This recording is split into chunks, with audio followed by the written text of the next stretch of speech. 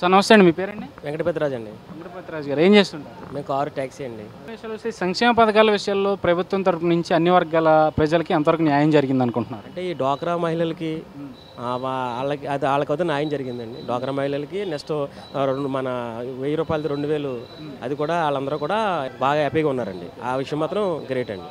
అంటే ఇప్పుడు చూసుకుంటే ఎన్నికలు కూడా ఏప్రిల్ నెలాఖరు మే మొదటి వారంలో అనుకున్నవి ఏప్రిల్ 11 అంటే 2-3 వారాలు ముందుగే వచ్చేసాయి. దానివల్ల తెలుగుదేశానికి కానీ వైసీపీకి కానీ జనసేన వరకు కానీ ఎంతవరకు నష్టం ఉందంటారు, ఎంతవరకు లాభం ఉందంటారు? అంటే లాభం నష్టం అనేది ప్రజల తీర్పు కదా సార్. అది ఎందుకంటే ఎవరు ఇష్టం అంటూ ఉంటుంది. అదేంటి ముందు వచ్చిన అభిమానం అనేది ఇంకా ఎవరికి చేయాలనేది వాళ్ళు కంపల్సరీగా వాళ్ళు చేస్తారండి. అది ప్రస్తుత పరిస్థితులు చూసుకుంటే ఇప్పటికే తెలుగుదేశం సంక్షేమ పథకాలు అని చెప్పి ప్రజల్లోకి వెళ్ళే ప్రయత్నం చేసింది. మరి అలాంటి పార్టీకి ఎన్నికలు ముందు రావడం వల్ల లాభం ఎంతవరకు ఉందనుకోవచ్చు? లాభం అంటే అభిమానం చెప్తున్నాను కదా సార్. అదే మీకు ఇప్పుడు మహిళలు, డ్వాక్రా మహిళలు నెక్స్ట్ వీళ్ళు మన ఈ 1000 రూపాయలు 2000 అయింది. అవన్నీ కూడా వాళ్ళ అభిమానంగా ఉంటుంటే లేడీస్ అంతా కూడా చంద్రబాబు అంటున్నారండి. మరి అంటే మీ అభిప్రాయం ప్రకారం ఈ చంద్రబాబు గారి ప్రభుత్వం మళ్ళీ అధికారంలోకి వచ్చే అవకాశం ఉందంటారు? అంటే మా వరకు అభిప్రాయం ఏంటంటే ఇన్ని పనులు ప్రాజెక్టులు అన్నీ రన్నింగ్లో ఉన్నాయి కాబట్టి అవి మళ్ళీ పూర్తి అవుతాయని చంద్రబాబు నాయుడు వస్తే బాగుంటుందని నా అభిప్రాయం. అంటే చంద్రబాబు గారిని ఓడించడం కోసమే అటు కేసీఆర్ గారు కానీ, జగన్మోహన్ రెడ్డి గారు కానీ, మోదీ గారు కానీ ఈ ఎన్నికల్లో వాళ్ళు ముగ్గురు కలిసి పనిచేయబోతున్నారని చెప్పి వార్తలు వస్తున్నాయి కదా. అది నిజంగా అలా జరిగితే చంద్రబాబు గారికి నష్టం ఉంటుందంటారా? కేసీఆర్ ఏం చేయగలుగుతారండి?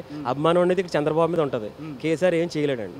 అది వాస్తవం. అంటే చంద్రబాబు గారిని ఓడించడం కోసం కేసీఆర్ గారు కూడా ఇక్కడ రాజకీయాల్లో వేలు పెట్టడం లాంటివి జరిగినాయి అంటే రాజకీయం ఒకళ్ళు వేలు పెట్టినా కూడా ఇక ప్రజలందరూ కూడా చంద్రబాబును అభిమానిస్తారండి. కేసీఆర్ మాత్రం ఏ ఎట్టి పరిస్థితుల్లో ఆయన ఏం చెప్పినా చంద్రబాబు నాయుడు గారు అక్కడ డెవలప్ హైదరాబాద్ చేశారు కాబట్టి ఆయన వెళ్ళి అన్నీ చెప్పగలిగారు అక్కడ. అదేదో సాకు చూసుకుని ఆయన అదేదో మాకేదో జరిగిపోతుందని ఆ ఫీలింగ్ తోడు ఆయన ఏదో రిటర్న్కి ఇప్పిస్తున్నారు. నిన్న కూడా చంద్రబాబు నాయుడు 100 గిఫ్ట్లు ఇస్తాను వస్తే అదే జరుగుతుందండి. అంటే కేసీఆర్ గారు సపోర్ట్ చేసిన పార్టీకి నష్టం ఉంటుందంటారా, లాభం ఉంటుంది? కేసీఆర్ గారు సపోర్ట్ చేసిన పార్టీకి నష్టం ఉంటుందండి. ఎందుకని? ఎందుకంటే ఇప్పుడు ఏపీ ప్రజలు ఏపీ డెవలప్మెంట్ కోరుకుంటారు సార్. అంతేగాని ఇప్పుడు కేసీఆర్ గారు వచ్చి ఇప్పుడు ఉన్నారండి. ఆయన కేసీఆర్ గారు హైదరాబాద్లో ఆయన డెవలప్మెంట్ కోరుకుంటారు.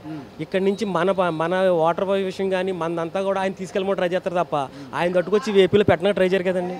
అందు గురించి ఆయన అక్కడ సెక్షన్ కాబట్టి మన డెవలప్మెంట్ కోరుకుంటాం కాబట్టి నేను చెప్పి మన నాయకుడి గురించి ఇప్పుడు డెవలప్ చంద్రబాబు నాయుడు మ్యాక్సిమం చేసింది ఒక ₹10 చేయొచ్చు, రూపాయి చేయొచ్చు, చేశారు కదా.